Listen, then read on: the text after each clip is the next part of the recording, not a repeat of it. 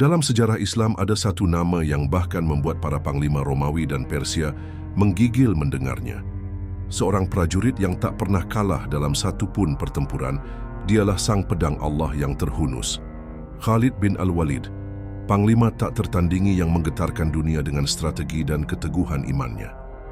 Namun, tahukah kamu, sebelum menjadi pembela Islam, Khalid justru berdiri sebagai musuh yang menakutkan bagi kaum muslimin. Bagaimana bisa?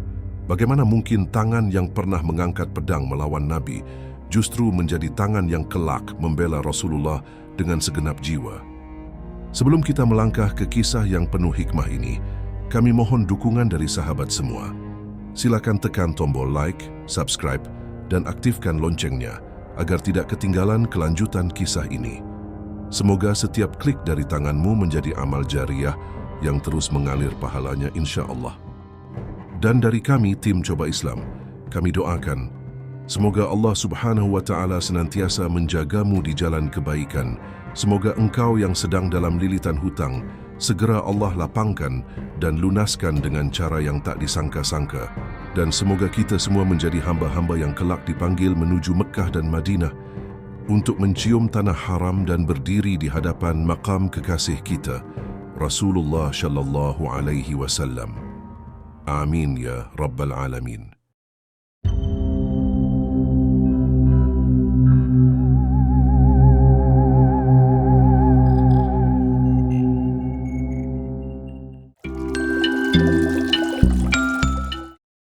Kisah ini dimulai di tanah Makkah. Pada masa-masa sebelum Islam tegak, Khalid bin Walid lahir dari keluarga bangsawan Bani Makhzum, kabilah yang dikenal sebagai ahli perang dalam suku Quraisy. Ayahnya, Al-Walid bin Al-Mughirah, adalah salah satu orang kaya dan terpandang di kota Makkah. Sejak kecil, Khalid telah dikenalkan pada pedang, tombak, dan medan tempur. Ia tumbuh menjadi pemuda yang kuat, tangguh, dan sangat cerdas. Fisiknya kokoh, otaknya tajam. Ia belajar strategi sejak muda, menekuni seni berkuda, dan menguasai berbagai senjata perang. Tak heran bila kaum Quraisy sangat bangga padanya. Namun, di balik kejayaan dan nama besar itu, Khalid hidup dalam lingkungan yang masih jauh dari cahaya tauhid. Ia menyembah berhala, hidup dalam tatanan jahiliyah, dan menjadi bagian dari golongan yang memusuhi dakwah Rasulullah. Pada saat itu, Islam dianggap ancaman bagi tatanan lama Makkah, dan Khalid adalah salah satu perisai kebanggaan Quraisy. Ia tidak ikut dalam perang Badar, tapi kelak pada perang Uhud, namanya akan menjadi salah satu penyebab luka terdalam bagi kaum muslimin. Namun Allah Maha membolak-balikkan hati manusia. Dari kegelapan itulah kelak cahaya akan bersinar begitu terang. Inilah kisah Khalid bin Walid. Kisah tentang perubahan, tentang keimanan, dan tentang bagaimana Allah memilih hambanya yang ikhlas, bahkan dari tempat yang paling jauh dari cahaya. Khalid bin Walid tumbuh sebagai simbol kekuatan Quraisy. Tubuhnya gagah, pikirannya tajam, dan kemampuannya di medan perang sungguh mengagumkan. Sosoknya sangat dihormati, sekaligus ditakuti. Bahkan sejak usia muda, Khalid telah dikenal sebagai ahli taktik yang tak mudah ditebak. Saat Rasulullah Shallallahu Alaihi Wasallam mulai menyampaikan Islam secara terang-terangan di Makkah, Khalid termasuk di antara mereka yang menentang dengan keras. Ia bukan hanya menolak dakwah, tapi juga berdiri di barisan terdepan dalam menyusun strategi untuk menggagalkan gerakan kaum muslimin. Namun takdir Allah sungguh luar biasa. Dalam setiap kebencian yang membara, Allah sedang menyiapkan ladang keimanan yang luar biasa. Peristiwa besar terjadi saat Perang Uhud yang terjadi pada tahun ketiga Hijriah, bertepatan dengan Maret 625 Masehi. Kala itu Khalid masih berada di pihak Quraisy. Ia belum masuk Islam. Kaum muslimin awalnya meraih kemenangan. Pasukan Quraisy terpukul mundur. Namun ada satu perintah Rasulullah Shallallahu Alaihi Wasallam yang dilanggar oleh sebagian pasukan pemanah. Mereka turun dari Bukit Uhud sebelum waktunya karena mengira perang telah usai. Di saat celah itu terbuka, Khalid melihatnya. Dengan kecepatan luar biasa dan kecerdasan taktis, Khalid memutar pasukannya dari arah belakang gunung. Ia menyerang dari sisi yang tak terjaga. pasukan muslimin kacau, keadaan berbalik. Dalam kekacauan itulah Rasulullah Shallallahu Alaihi Wasallam terluka parah, gigi beliau patah, wajah beliau berdarah, dan sebagian sahabat mengira beliau telah wafat. Dalam sebuah riwayat disebutkan, Nabi Shallallahu Alaihi Wasallam terluka pada bagian wajah dan gigi serinya patah. Maka Fatimah pun mencuci darah dari wajah beliau dan Ali membawakan air dengan tameng. Hadis riwayat Bukhari nomor 2911. Khalid menyangka kemenangannya telah memukul habis kekuatan Islam. Namun ia tidak tahu bahwa kemenangan sejati bukanlah siapa yang menang di medan perang, melainkan siapa yang disucikan hatinya oleh Allah Subhanahu wa Ta'ala.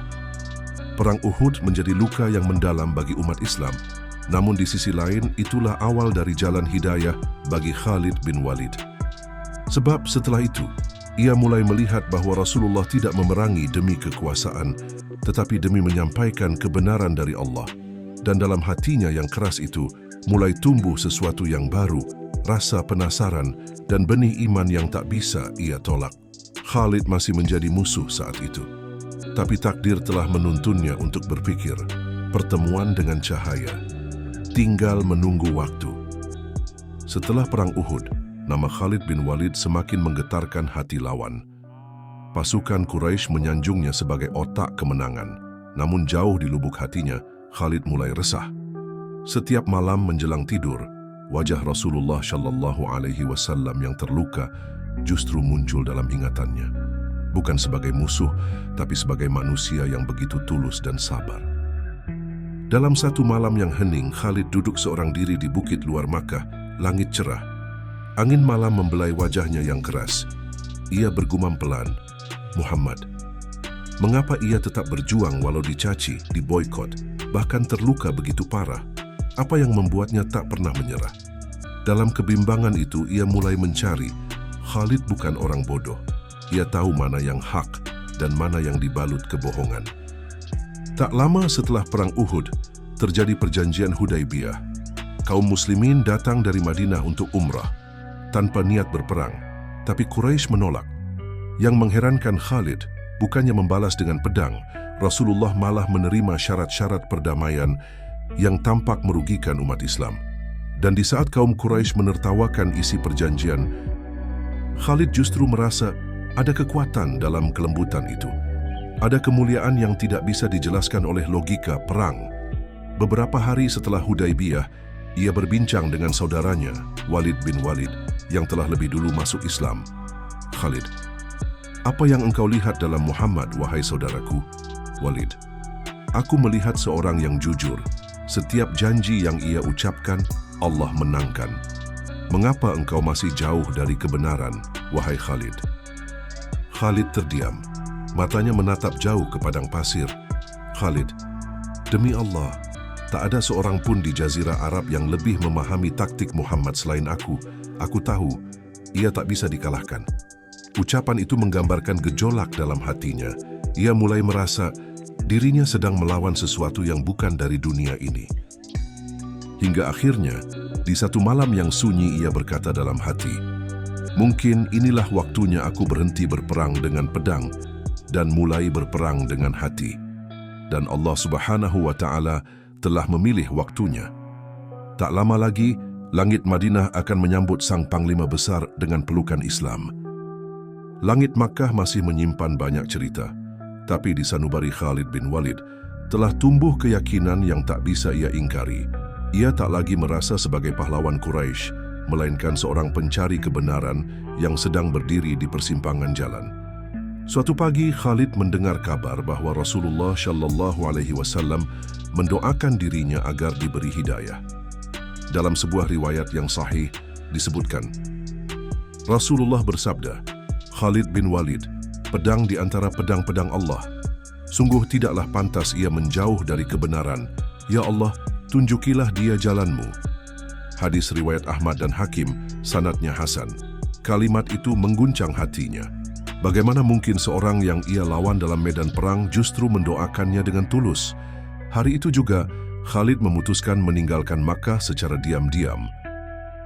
Ia menunggangi kudanya, ditemani oleh temannya yang juga mulai goyah keyakinannya, yakni Utsman bin Talhah. Di tengah perjalanan, mereka bertemu dengan Amru bin Ash yang ternyata juga sedang menuju Madinah mencari kebenaran. Khalid berkata, "Wahai Amru, apakah engkau juga akan bergabung dengan Muhammad?" Amru menjawab, "Demi Allah, aku tak melihat agama yang lebih lurus dari ajarannya. Aku telah mencoba segalanya, kini saatnya menyerah pada kebenaran." Akhirnya mereka bertiga melanjutkan perjalanan bersama. Langkah mereka mantap. Hati mereka bulat, tak ada lagi keraguan, tak ada lagi kebencian. Setibanya di Madinah, mereka disambut hangat oleh para sahabat. Dan ketika Khalid berdiri di hadapan Rasulullah SAW, ia tak sanggup menahan air matanya. Dengan penuh penyesalan ia berkata, "Khalid, wahai Rasulullah, aku telah mengangkat pedangku terhadapmu di banyak medan perang. Maukah engkau menerimaku?" Rasulullah tersenyum, lalu menjawab, "Wahai Khalid, Islam menghapus semua dosa yang telah lalu." Khalid pun mengucapkan kalimat syahadat dengan linangan air mata. "Ashhadu an la ilaha illallah wa ashhadu anna Muhammadan Rasulullah." Hari itu langit Madinah menjadi saksi, seorang jenderal besar Quraisy telah resmi menjadi tentara Allah. Dan sejak hari itu pula namanya berubah menjadi Saifullah al-Maslul, pedang Allah yang terhunus. Setelah keislamannya, Khalid bin Walid tidak langsung duduk nyaman di barisan kaum muslimin. Ia ingin membuktikan bahwa syahadat yang ia ucapkan bukan sekadar kata, tetapi janji. Tak lama setelah ia masuk Islam, turunlah ujian pertama, Perang Mu'tah, perang yang akan mengubah jalan hidup Khalid selamanya. Tahun itu Rasulullah SAW mengirim pasukan ke wilayah Syam sebagai bentuk pembalasan atas terbunuhnya utusan dakwah Muslim yang dibunuh oleh penguasa Ghassan sekutu Romawi. Pasukan Muslim berjumlah sekitar 3.000 orang, sedangkan pasukan Romawi dan sekutunya mencapai lebih dari 100.000 pasukan. Dalam peristiwa itu, Rasulullah SAW telah menunjuk 3 panglima secara berurutan. Zaid bin Haritsah sebagai pemimpin pertama. Jika Zaid gugur, maka Ja'far bin Abi Thalib akan menggantikan.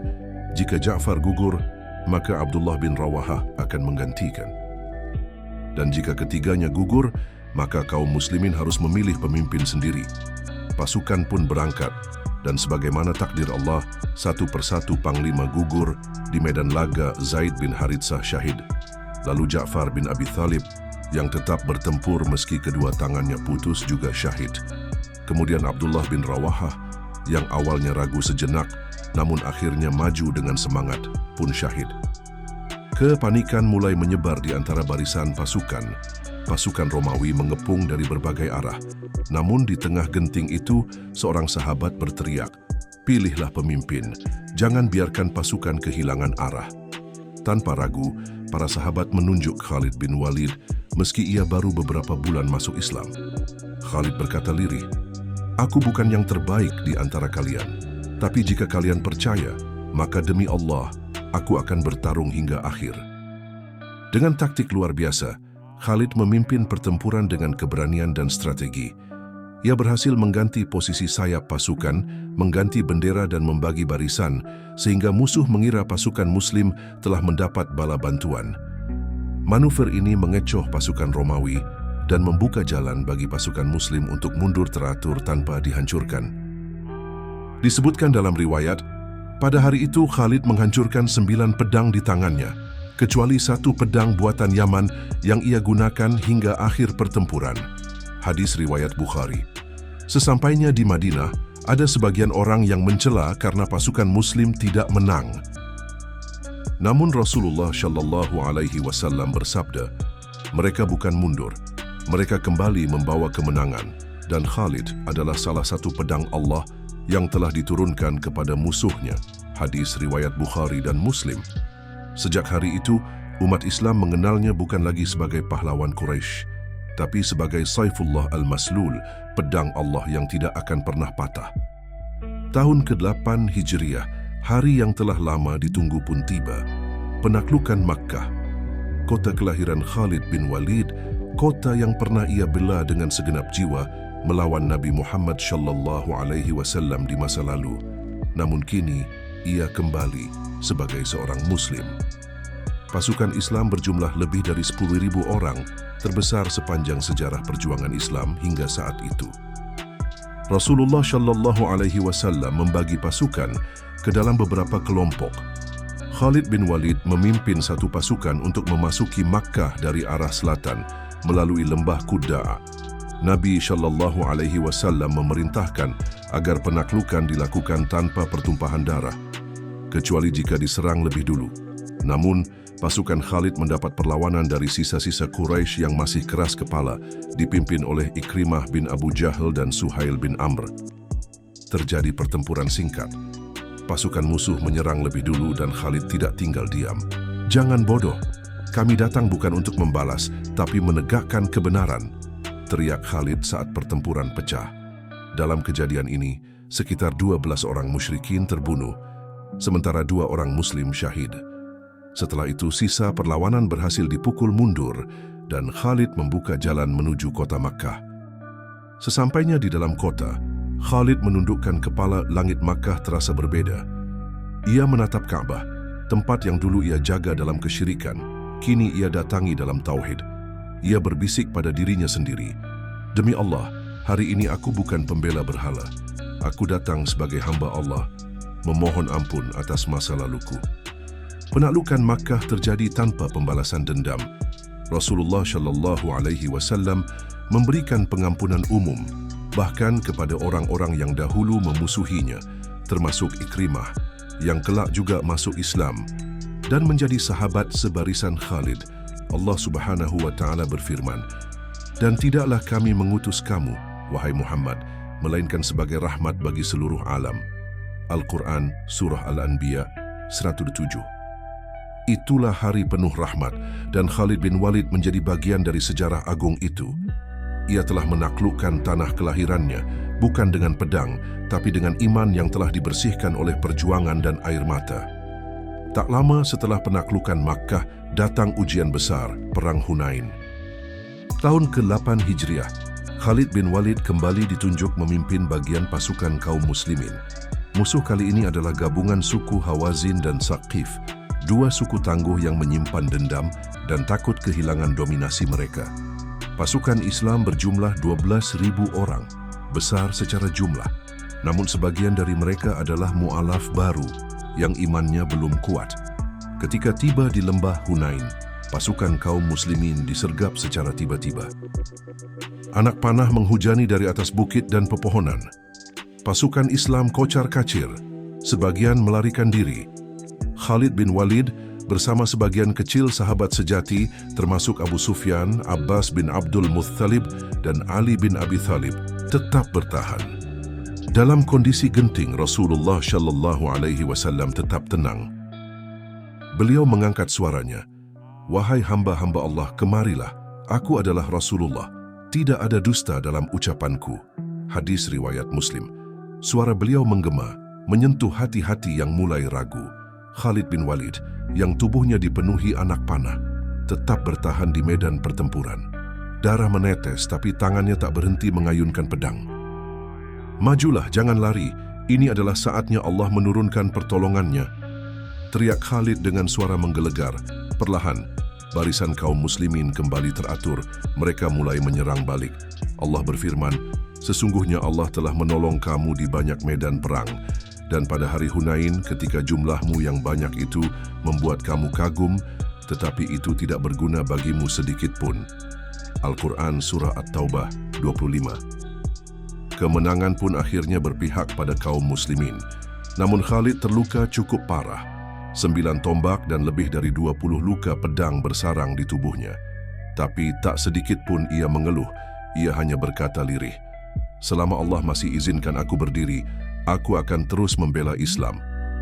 Tahun 8 Hijriah, 3.000 pasukan Muslim diberangkatkan menuju Mu'tah, sebuah wilayah di perbatasan Syam, untuk menghadapi lebih dari 100.000 pasukan Romawi dan sekutunya dari Arab Kristen. Misi ini diawali oleh terbunuhnya utusan Rasulullah Shallallahu Alaihi Wasallam, Harits bin Umair al-Azdi, yang dibunuh secara keji oleh penguasa daerah itu. Padahal dalam Islam, utusan adalah orang yang tidak boleh disentuh. Maka, perang pun menjadi jalan kehormatan. Rasulullah Shallallahu Alaihi Wasallam menunjuk 3 panglima utama. Zaid bin Haritsah, jika gugur digantikan oleh Ja'far bin Abi Thalib, dan jika gugur digantikan oleh Abdullah bin Rawahah. Ketiganya adalah sahabat-sahabat mulia, pasukan Muslim, tiba di medan perang dengan tak sebanding secara jumlah dan persenjataan. Tapi iman di dada mereka jauh lebih kokoh. Pertempuran pun meledak. Zaid bin Haritsah gugur pertama, disusul oleh Ja'far bin Abi Thalib yang terus bertempur meski kedua tangannya telah terputus. Ia syahid dalam kondisi memegang panji Islam dengan lengan yang tersisa. Kemudian, Abdullah bin Rawahah pun menyusul syahid setelah sempat ragu namun akhirnya mantap karena mengingat akhirat. Pasukan Muslim kehilangan pimpinan. Kekacauan mulai terasa. Saat itulah para sahabat menunjuk Khalid bin Walid sebagai panglima keempat. Padahal ini adalah pertama kalinya Khalid memimpin pasukan langsung di luar Jazirah Arab. Tapi ia tidak gentar. Khalid segera menyusun strategi. Ia mengatur ulang barisan, memecah formasi, dan melakukan manuver taktik tipu musuh. Ia membuat suara gaduh di malam hari, seolah-olah pasukan Muslim mendapat bala bantuan. Keesokan harinya, ia membuat pasukan depan berpindah ke belakang dan pasukan belakang maju ke depan. Musuh pun mengira telah datang pasukan baru. Pertempuran sengit terus berlangsung. Khalid kehilangan 9 pedang, semuanya patah. Hingga akhirnya ia menggunakan pedang buatan Yaman yang menjadi satu-satunya pedangnya yang tersisa. Karena kecerdasan, keberanian, dan penyelamatan terhadap pasukan Muslim dari kehancuran, Rasulullah Shallallahu Alaihi Wasallam bersabda dari kejauhan dari Madinah. Sekarang panji perang dipegang oleh pedang di antara pedang-pedang Allah, maka Allah pun memberi kemenangan. Hadis riwayat Bukhari nomor 4260. 1. Sejak saat itulah Khalid bin Walid dikenal sebagai Saifullah, pedang Allah. Gelar yang tidak diberikan kepada siapapun selain dia, sebuah gelar suci yang tidak bisa dicabut, tidak bisa diwarisi, karena ia diberikan langsung oleh Rasulullah Shallallahu Alaihi Wasallam. Tahun 8 Hijriah, setelah Perang Mu'tah, Khalid bin Walid tidak lama beristirahat. Ia kembali ke Madinah bersama pasukan, tapi tak lama perintah agung pun datang. Kaum Quraisy telah melanggar perjanjian Hudaibiyah. Rasulullah Shallallahu Alaihi Wasallam mengerahkan pasukan besar. Puluh ribu pasukan bergerak senyap menuju Makkah. Di antara pasukan itu, ada satu pasukan kecil yang dipimpin oleh Khalid bin Walid, bergerak dari arah bawah kota Makkah. Tugasnya, menjaga sisi kanan, agar musuh tidak melarikan diri atau menyusun serangan balik. Rasulullah Shallallahu Alaihi Wasallam ingin Makkah ditaklukkan tanpa pertumpahan darah. Namun ada segelintir tokoh Quraisy yang masih ingin melawan. Di lembah Qudaid, Khalid dan pasukannya berhadapan dengan sekelompok pasukan Quraisy yang dipimpin oleh Ikrimah bin Abu Jahal. Mereka menyerang Khalid. Khalid berseru, "Wahai kaum Quraisy, jangan tumpahkan darah. Rasulullah tidak datang untuk membunuh tapi membawa rahmat." Namun pertempuran kecil tak terhindarkan. Khalid bergerak cepat dan berhasil memukul mundur pasukan Quraisy. 12 pasukan Quraisy tewas, sementara dari pihak Muslim hanya 2 orang yang syahid. Setelah itu Khalid bergerak masuk ke Makkah. Ketika Rasulullah Shallallahu Alaihi Wasallam masuk dengan penuh khidmat, menundukkan kepala di atas pelana untanya, Khalid turut menyertai dalam pasukan yang membentuk barisan kehormatan. Kaum Quraisy terdiam. Makkah ditaklukkan tanpa perang besar. Takbir menggema dari setiap penjuru. Rasulullah Shallallahu Alaihi Wasallam pun berdiri di depan Ka'bah dan berseru, "Siapa yang masuk ke rumah Abu Sufyan, dia aman. Siapa yang masuk ke Masjidil Haram, dia aman. Siapa yang menutup pintu rumahnya, dia aman." Khalid menyaksikan kemenangan itu bukan hanya sebagai seorang prajurit, tapi sebagai seorang hamba Allah yang dulunya menentang Islam. Kini menjadi pembela risalah ini dengan seluruh jiwa dan raganya. Setelah kemenangan di Hunain, Rasulullah Shallallahu Alaihi Wasallam bersama pasukannya melanjutkan perjalanan menuju Thaif, benteng kuat milik Bani Tsaqif yang telah lama menjadi lawan dakwah Islam. Thaif adalah kota berbenteng kokoh, tinggi dan tebal dindingnya, lengkap dengan persenjataan yang disiapkan untuk mempertahankan diri dari serangan luar. Penduduk Thaif telah mempersiapkan diri secara matang. Mereka menyimpan makanan untuk berbulan-bulan dan memiliki pasukan pemanah yang tangguh. Ketika pasukan Muslim tiba, mereka langsung dihadapkan pada serangan panah dari atas benteng. Anak panah melesat deras, melukai banyak prajurit yang mencoba mendekat. Rasulullah Shallallahu Alaihi Wasallam lalu mengatur strategi pengepungan. Beliau mengutus para sahabat terbaik untuk mencari celah masuk. Di antara mereka adalah Khalid bin Walid, sang panglima pedang Allah. Khalid dengan gagah memimpin sekelompok kecil pasukan untuk mencoba mendekati sisi lain benteng yang tampaknya lebih lemah. Namun dari balik dinding batu, hujan panah terus-menerus menghantam.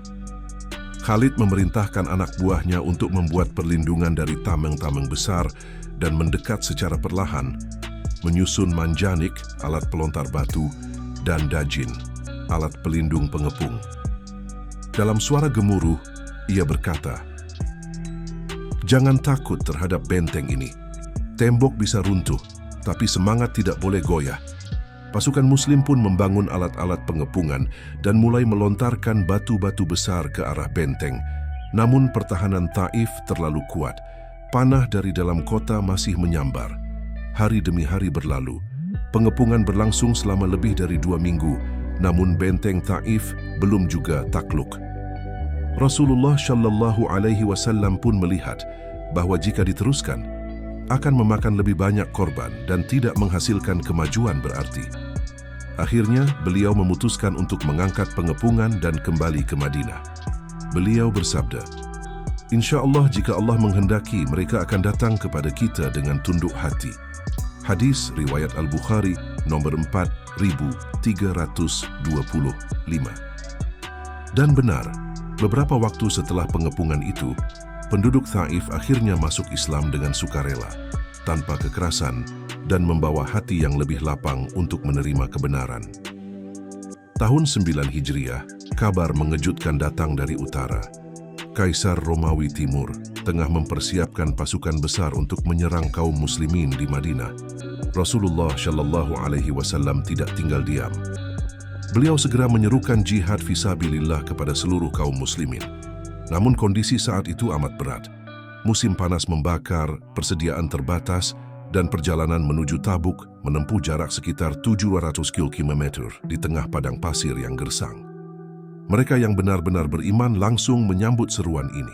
Di antara mereka berdiri tegap Khalid bin Walid, bersiap dengan baju besi, pedang, dan semangat juang. Khalid mendekati Rasulullah dan berkata, "Ya Rasulullah, aku akan maju ke medan tempur, meski hanya membawa pedang dan iman." Rasulullah tersenyum dan memberi amanah besar kepada Khalid, memimpin satu pasukan kecil untuk menyisir suku-suku Arab yang bersekutu dengan Romawi dan menghadang pergerakan mereka. Dalam perjalanan, pasukan Khalid melewati rintangan berat, panas menyengat, rasa haus yang menyiksa dan jarak yang jauh. Namun, tidak satu pun dari mereka mengeluh. Mereka terus melangkah karena mereka tahu sesungguhnya Allah telah membeli dari orang-orang mukmin diri dan harta mereka dengan memberikan surga untuk mereka. Mereka berperang di jalan Allah. Al-Quran Surah At-Taubah 111. Sesampainya di Tabuk, ternyata pasukan Romawi tidak muncul. Mereka takut dan menghindari konfrontasi langsung. Rasulullah Shallallahu Alaihi Wasallam lalu membangun aliansi damai dengan beberapa kabilah Arab di sekitar. Sementara itu, Khalid bin Walid diberi tugas khusus oleh Rasulullah, mengejar pemimpin suku Dumatul Jandal yang dikenal keras menentang dakwah Islam. Dengan kecepatan luar biasa, Khalid bergerak dan mengepung benteng mereka. Dalam waktu singkat, benteng itu jatuh ke tangan pasukan Islam. Rasulullah Shallallahu Alaihi Wasallam menyambut kembalinya Khalid dengan gembira dan penuh doa. Khalid telah membuktikan lagi bahwa pedangnya bukan hanya kuat, tetapi juga digunakan dalam misi suci.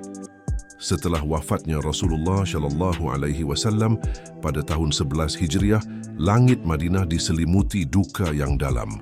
Namun ujian tidak berhenti di situ. Satu persatu kabilah Arab mulai melepaskan baiat, menolak membayar zakat, bahkan mengikuti nabi-nabi palsu seperti Musailamah Al-Kazzab, Tulaihah, dan Sajah. Umat Islam berada di ujung tanduk. Khalifah Abu Bakar As-Siddiq radhiyallahu anhu berdiri tegas.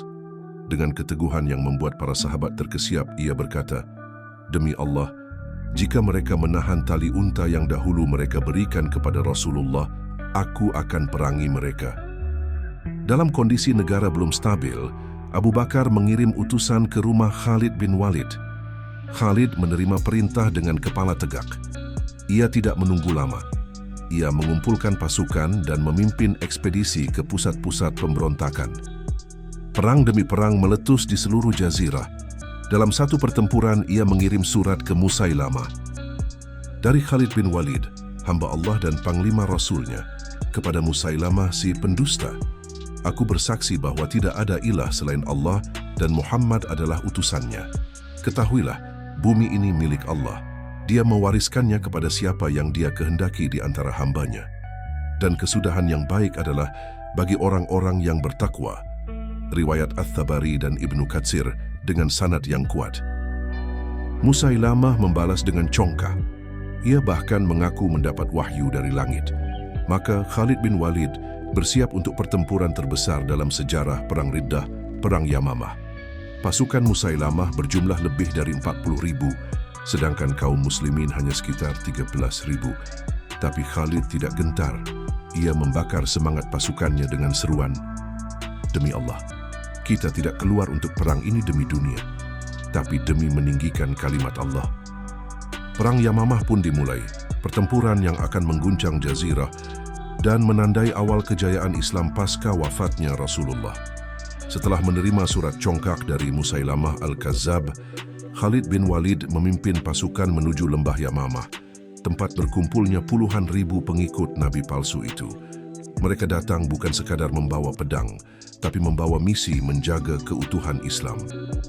Hari itu, tahun 12 Hijriah, perang terbesar dalam sejarah Riddah dimulai. Takbir menggema Allahu Akbar. Pasukan kaum muslimin menyerbu barisan Musailamah yang begitu rapat. Tapi pasukan murtad itu bertempur dengan brutal, menyebabkan kekacauan dan korban besar di pihak muslimin. Di tengah badai pedang dan panah, Khalid meneriakkan perintah, "Kumpulkan pasukan sesuai kabilahnya, biar mereka saling mengenal dan tidak kabur." Strategi ini berhasil. Pasukan Islam bangkit kembali. Satu demi satu sahabat gugur. Di antara mereka adalah para penghafal Al-Quran, seperti Salim Maula Abi Hudzaifah, yang terus berperang meski tubuhnya dipenuhi luka. Ia berkata, "Sungguh buruk aku menjadi penjaga Al-Quran bila barisan kaum muslimin tertembus dariku." Darah mengalir deras di medan pertempuran. Musailamah dan para pengikutnya mundur ke sebuah kebun berdinding tinggi, yang kemudian dikenal sebagai Hadiqatul Maut, kebun maut. Khalid bin Walid berdiri tegak di depan kebun itu, menatap dinding yang kokoh, lalu berteriak, "Siapa yang berani membuka jalan menuju Musailamah?" Seorang pahlawan dari kalangan Ansyar Barra bin Malik berkata dengan lantang, "Angkat aku ke atas tembok itu. Aku akan buka gerbangnya dari dalam." Dengan tubuh penuh luka, Barra dilempar ke dalam kebun. Ia bertarung sendirian membuka pintu gerbang dan mempersilakan pasukan Islam masuk. Perang pecah di dalam kebun. Akhirnya, Musailamah Al-Kazzab tewas di tangan Wahsy bin Harb, orang yang dahulu membunuh Hamzah radhiyallahu anhu dan kini menebus dosanya dengan membunuh Nabi palsu itu. Khalid berdiri di atas tubuh Musailamah yang tergeletak, lalu memandang langit. Segala puji bagi Allah yang menyatukan kembali kaum muslimin setelah perpecahan. Setelah perang Yamamah usai dan ancaman Nabi palsu dipadamkan, kaum muslimin mulai menatap keluar jazirah. Khalifah Abu Bakar As-Siddiq radhiyallahu anhu mengarahkan pandangan ke wilayah Irak yang saat itu berada di bawah kekuasaan Kekaisaran Persia Sassanid. Beliau memanggil sang panglima, "Wahai Khalid, pergilah ke Irak, tebarkan cahaya Islam dan tundukkan keangkuhan Persia." Khalid bin Walid radhiyallahu anhu tidak menolak. Ia tahu tugas itu berat. Pasukan Persia kuat, peradabannya maju, dan jumlah tentaranya berlipat dari kaum muslimin. Tapi Khalid hanya berkata singkat, "Aku patuh." Maka dimulailah ekspedisi menuju timur. Khalid membawa sekitar 10.000 pasukan, jumlah yang jauh lebih kecil dibanding kekuatan Persia. Tapi semangat mereka tidak bisa dihitung dengan angka. Pertempuran pertama terjadi di wilayah Ubullah. Di sanalah Khalid menunjukkan kecerdasan strategi dan keberanian luar biasa. Ia memerintahkan pasukannya untuk membentuk barisan runcing, menerobos jantung pertahanan musuh. Dalam satu kejadian, utusan Persia mengejek jumlah pasukan Islam yang kecil. "Apakah kalian datang untuk menyerahkan diri?" Khalid menjawab dengan tenang, "Kami datang membawa manusia keluar dari penghambaan kepada sesama manusia, menuju penghambaan hanya kepada Allah." Setelah menaklukkan Ubullah, pasukan Khalid melanjutkan ke Al-Hirah, salah satu kota penting Persia. Di sini terjadi pertempuran sengit. Tapi sebelum pertempuran besar pecah, penduduk Al-Hirah memilih menyerah. Mereka sepakat membayar jizyah, pajak perlindungan, dan sebagai gantinya, pasukan Islam melindungi mereka. Inilah cerminan keadilan Islam. Allah Ta'ala berfirman dalam Al-Quran, "Allah tidak melarang kamu berbuat baik dan berlaku adil terhadap orang-orang yang tidak memerangimu karena agama." Al-Quran Surah Al-Mumtahanah 8. Dari satu wilayah ke wilayah lain, pasukan Islam merangsek. Irak berguncang. Nama Khalid bin Walid mulai dikenal sebagai petir dari Jazirah yang datang membawa keadilan dan kekuatan. Namun kemenangan ini bukan tanpa pengorbanan. Banyak sahabat gugur. Tapi bagi mereka, gugur di medan jihad bukanlah kematian, melainkan jalan menuju kemuliaan. Setelah menaklukkan sebagian besar wilayah Irak, Khalid bin Walid radhiyallahu anhu mendapat surat dari Khalifah Abu Bakar Ash-Shiddiq. Isinya singkat tapi penuh makna. "Tinggalkan Irak, bantu pasukan kita di Syam, bergeraklah secepat mungkin." Di wilayah Syam, pasukan Muslim tengah terdesak menghadapi kekuatan besar Kekaisaran Romawi Bizantium. 4 jenderal Muslim telah memimpin pasukan di medan yang luas. Tapi jumlah musuh yang luar biasa banyak membuat posisi mereka genting. Khalid bin Walid tidak menunggu. Ia menyiapkan pasukan pilihannya dan melakukan sesuatu yang belum pernah dilakukan oleh pasukan manapun saat itu. Perjalanan militer tercepat melintasi gurun dari Irak ke Syam. Dalam waktu 17 hari, Khalid dan pasukannya menempuh perjalanan berat melintasi gurun lava, Badiah Asy-Syam. Mereka membawa air seadanya, menahan panas siang dan dingin malam. Di tengah perjalanan, seorang prajurit berkata, "Wahai Panglima, mengapa kita tidak melewati jalur biasa?" Khalid menjawab, "Jalur biasa dijaga oleh Romawi. Kita akan datang dari arah yang tidak mereka sangka, dan kita akan menghantam seperti kilat." Benar saja, pasukan Muslim di Syam yang awalnya hampir terdesak, tiba-tiba dikejutkan dengan kedatangan Khalid dari arah timur laut. Ia muncul seperti guntur dari langit yang cerah. Abu Ubaidah bin Jarrah, panglima utama di Syam, menyambut Khalid dengan senyum haru. "Segala puji bagi Allah yang mengirimmu, wahai Saifullah." Khalid menjawab dengan rendah hati, "Aku hanya pelaksana perintah Allah dan pemimpin kaum muslimin." Kini kekuatan Muslim bertambah. Namun pasukan Romawi pun tidak tinggal diam. Mereka mengerahkan sekitar 200.000 pasukan, lengkap dengan infanteri, kavaleri, dan perlengkapan perang berat. Sebaliknya, pasukan Muslim hanya berjumlah sekitar 40.000 orang. Tapi moral kaum muslimin meningkat, sebab mereka tahu, bersama mereka ada Khalid bin Walid, dan lebih penting lagi, bersama mereka ada Allah Subhanahu wa Ta'ala. Allah berfirman, "Berapa banyak terjadi golongan kecil mengalahkan golongan besar dengan izin Allah. Dan Allah bersama orang-orang yang sabar."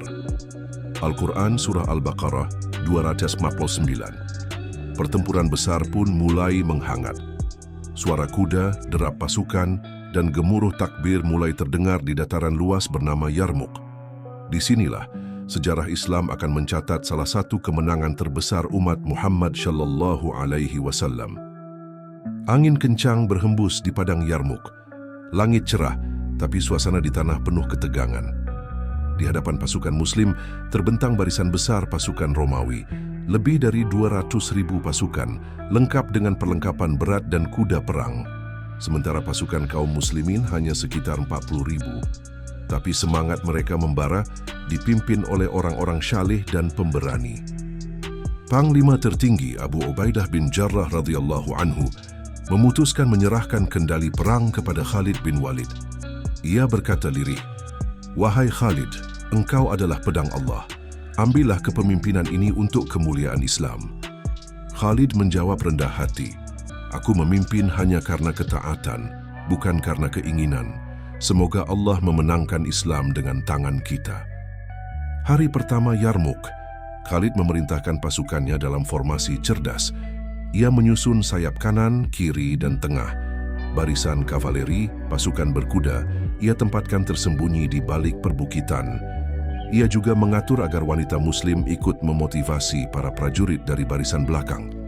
Seorang wanita dari suku Quraisy bahkan berseru, "Wahai para mujahid, jangan kalian mundur dari medan ini. Bila kalian mundur, maka kami akan memukul kalian dengan batu." Teriakan itu membakar semangat.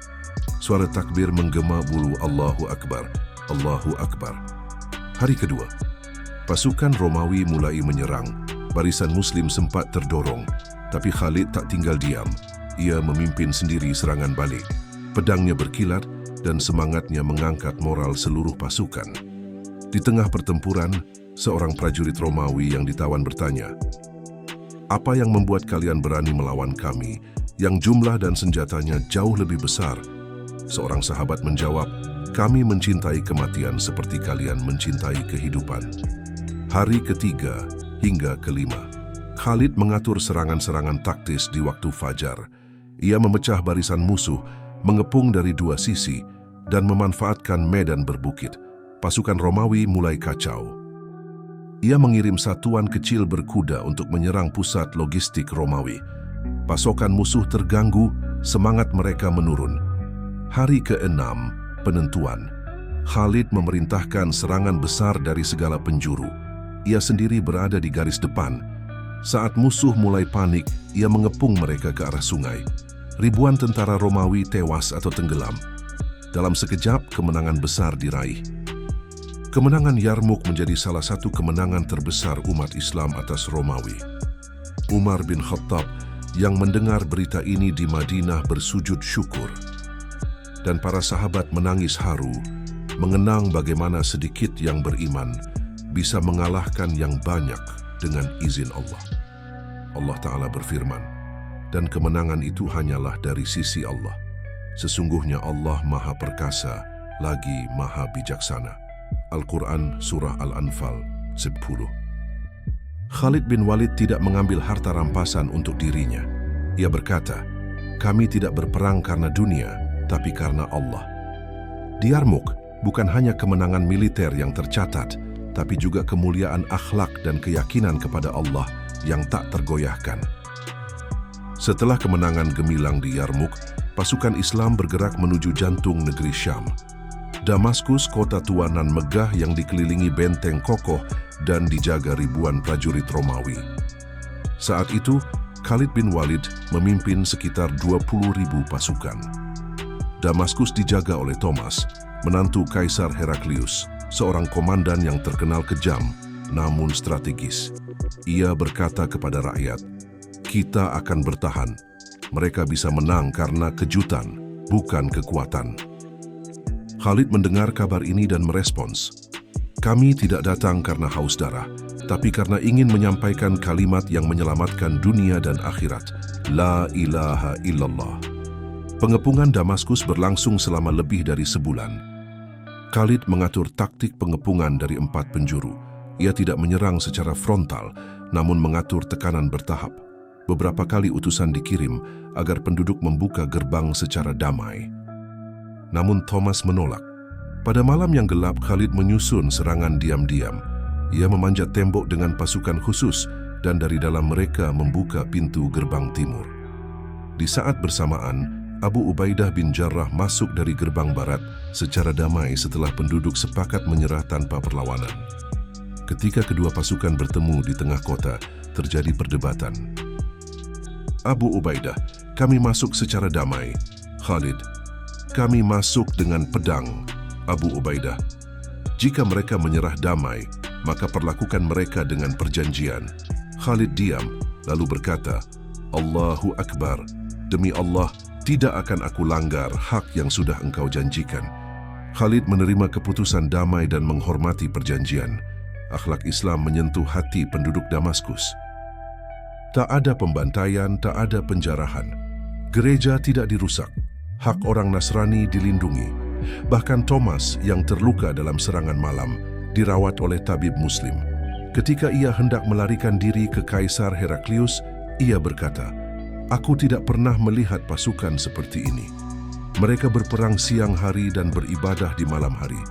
Jika mereka bukan pengikut agama yang benar, aku tak tahu siapa yang benar."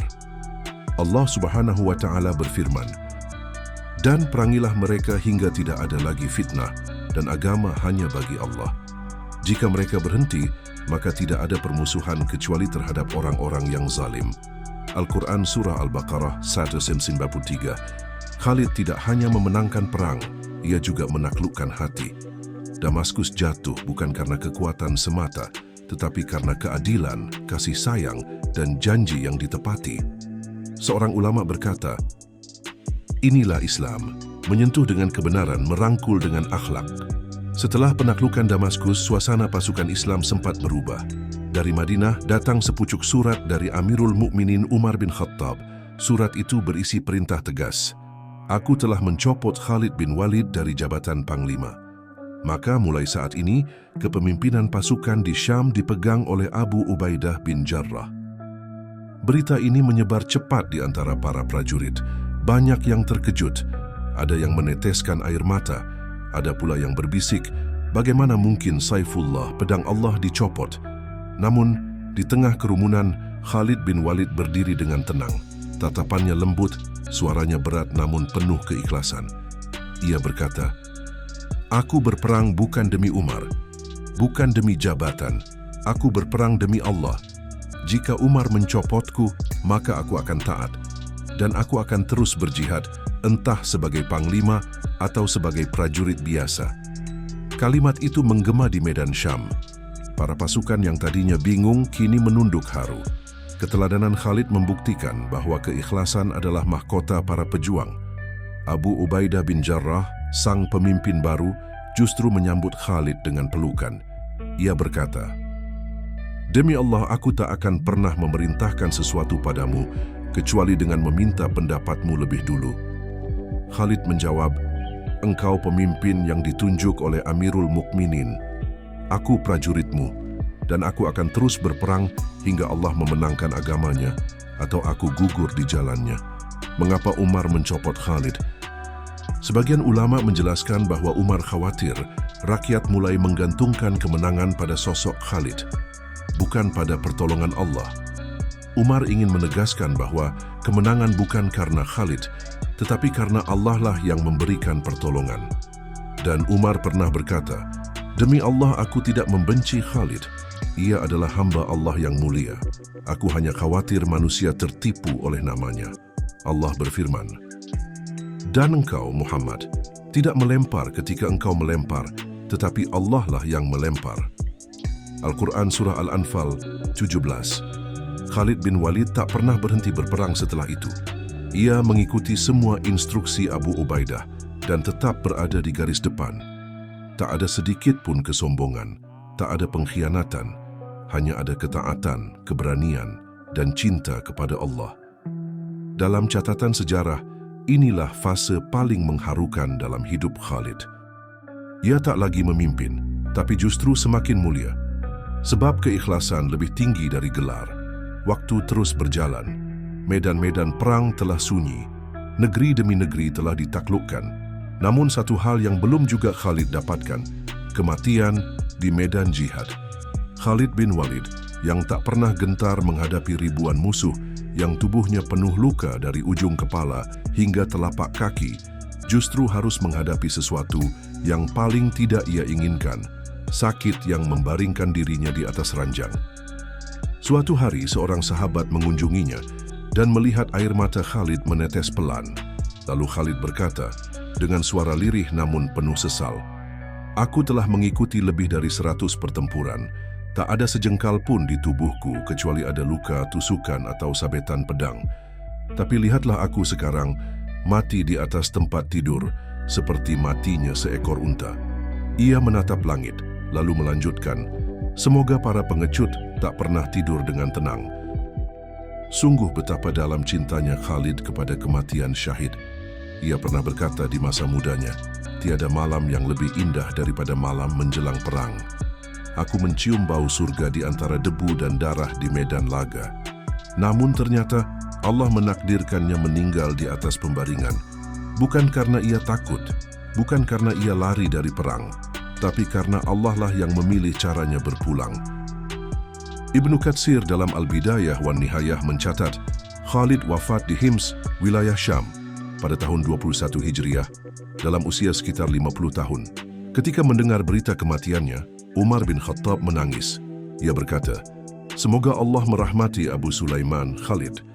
Apa yang telah dilakukan wanita seperti ibu Khalid hingga bisa melahirkan lelaki sepertinya?" Dan memang benar, tak ada satu pun dari pasukan Muslim yang tidak merasa kehilangan. Sebab Khalid bukan hanya panglima, ia adalah lambang keberanian, lambang kesetiaan, dan lambang ketulusan di jalan Allah. Allah Subhanahu wa Ta'ala berfirman, "Di antara orang-orang mukmin itu, ada orang-orang yang menepati apa yang telah mereka janjikan kepada Allah.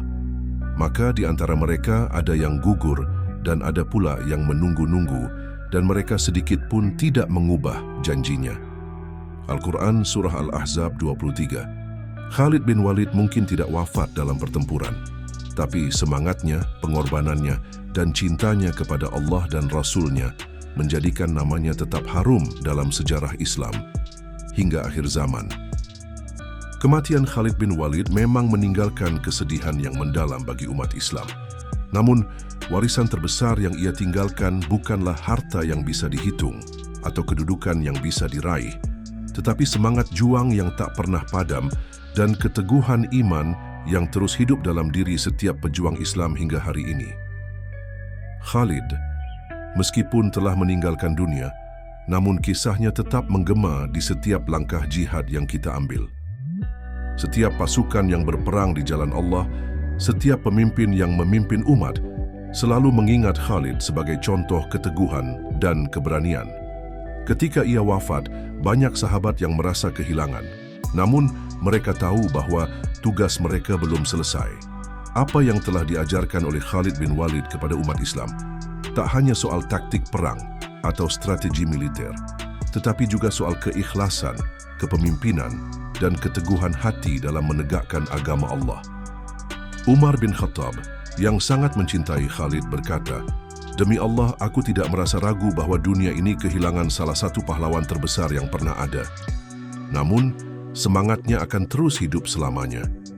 Khalid telah memberikan teladan kepada kita semua bahwa kemenangan bukan hanya soal kekuatan fisik, tetapi tentang keberanian dalam mempertahankan kebenaran. Hingga hari ini, nama Saifullah, pedang Allah, terus dikenang. Khalid tidak hanya dikenal sebagai seorang panglima perang yang tak terkalahkan, tetapi juga sebagai sosok yang selalu menyandarkan segala keberhasilannya pada pertolongan Allah. Ia adalah contoh dari seorang pemimpin yang tidak merasa tinggi, tidak merasa hebat. Meski dalam pertempuran ia selalu di garis depan, Khalid juga mengajarkan kita bahwa ketulusan dalam berjuang di jalan Allah adalah hal yang paling penting. Tugas kita adalah berjuang dengan ikhlas dan menyerahkan hasilnya pada Allah. Allah berfirman, "Dan apa saja yang diberikan kepada kamu, maka itu adalah kenikmatan hidup dunia. Tetapi apa yang ada di sisi Allah adalah lebih baik dan lebih kekal." Al-Quran Surah Asy-Syura 36. Khalid mungkin telah tiada, namun semangatnya hidup dalam setiap jiwa yang berjuang di jalan Allah. Seperti pedang yang selalu tajam, semangatnya tidak akan pernah tumpul. Semoga kita bisa meneladani Khalid bin Walid dalam ketulusan perjuangan, keteguhan hati, dan keikhlasan dalam setiap langkah kita. Semoga Allah selalu menjaga kita di jalannya memberikan kekuatan untuk menghadapi setiap ujian, dan memanggil kita untuk bertemu dengannya di tempat yang penuh kemuliaan. Kisah ini mungkin telah berakhir, tetapi pelajaran yang kita ambil dari Khalid bin Walid akan terus hidup di dalam hati kita. Semoga kita semua termasuk orang-orang yang mendapat kemuliaan di dunia dan akhirat. Amin. Dengan ini kami menutup kisah luar biasa tentang Khalid bin Walid, Saifullah, sang pahlawan yang tak pernah takut mati, namun memilih untuk hidup dengan penuh pengabdian kepada Allah dan Rasul-Nya.